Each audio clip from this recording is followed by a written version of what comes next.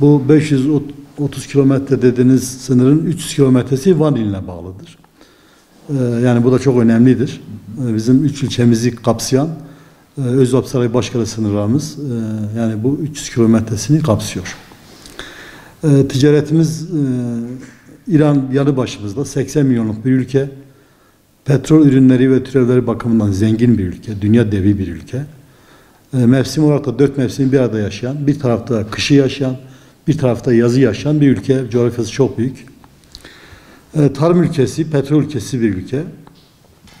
Biz bundan ticaretimizde çok iyi değiliz. İran'la Türkiye arasındaki ticaretimiz çok sevindirici, umutlandırıcı bir seviyede değil. 450 milyar Türkiye'nin dış ticaret hacmi var. İran bunun 2 milyar dolarını karşılıyor. Onun da büyük bir bölümü doğal gaz ve enerjidir. Biz oradan doğal gaz alıyoruz. Petrol alıyoruz. Yani bunun da yaklaşık olarak 1 milyar 800 milyon doları bu mecburi ithalattır. Geri kalan 200 milyon dolar da bizim tüccarların, iş insanlarımızın yapmış olduğu ticaretlerdir. Bu rakamlar ilimize geldiği zaman da bayağı da küçülmeler mevcuttur. Yani biz istenen seviyede değil. Yılda 30 milyon, 20 milyon, 40 milyon, 50 milyon dolarlık yıllara göre değişen bir dış ticaretimiz var Van'ın. Genelde ithalata ihracata konu olan ürünlerin sınır ticareti kapsamında yer almaması, çıkarılan kotalar, bürokrasi, ağır bürokrasi ve sahanın olmayışı bu tür ticareti engellemektedir. Bir de gözetime tabi ürünler, yani harcı alem dediğimiz para kazanan ürünlerin de ithalat ihracat kotasından çıkarılmasıdır. Yani ticareti olan para kazanan birçok ürün de maalesef ticaretin dışına, sınır ticareti kapsamından çıkartılıyor.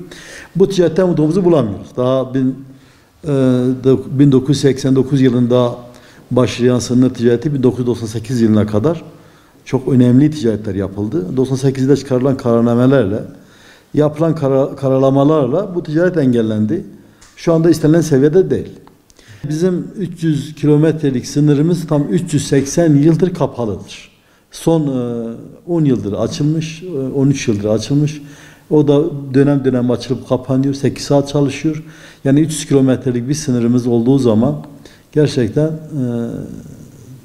kapı da kapalı olduğu zaman Van ve ilçeleri bir çıkma sokağın başı gibi görünüyor. Dolayısıyla kalıyor ithalat ticaretimizde ithalat konusu. Şimdi hem Kapıköy Gümrük Müdürlüğü hem de Van Gümrük Müdürlüğü birinci sınıf gümrüklerdir. Birinci sınıf gümrük dediğin zaman her şeyi yapabilir demektir. Yani birinci sınıf gümrükler ithalata, ihracata konu olan tüm ürünlerin, eşyaların ithalatını rahatlıkla yapabilecek seviyededir. Ancak çıkarılan yine kararnamelerle, 98 yılında çıkarılan kararnamelerle birçok ile ihtisas gümrükleri alanları oluştururken Van'a verilmedi. Van'a verilmeyince de Van şu anda ihtisas alanında olmayan bir gümrükle karşı karşıya. Örnek verirsek sizi daha açıklayıcı olması bakımından.